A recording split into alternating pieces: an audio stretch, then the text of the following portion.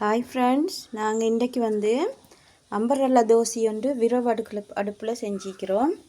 அதை வாங்க பார்ப்போம் பிடிக்கண்டு. இந்த பாருங்கள், ஃபஸ்ட்டுக்கு நல்ல அம்பரல்லாவை சீவி அதெல்லாம் என்ன செஞ்சோம், நல்லா சீவி கழுகி முழு காயாக போட்டு, சின்ன காயினால் முழு காய் போட்டுக்கிறேன்.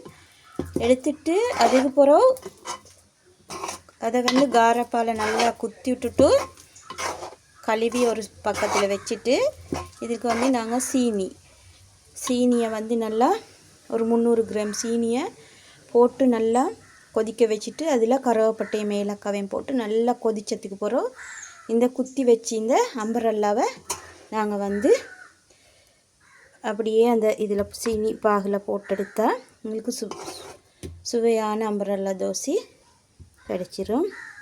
இதுதான் நாங்கள் எங்களோட வீட்டில் செஞ்ச அம்பரல்லா தோசை. நீங்களும் செஞ்சு பாருங்கள்.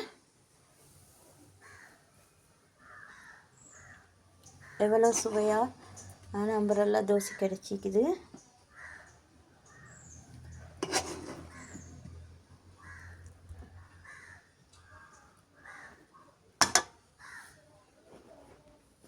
டேஸ்டியான அம்பரல்லா தோசை ரெடி.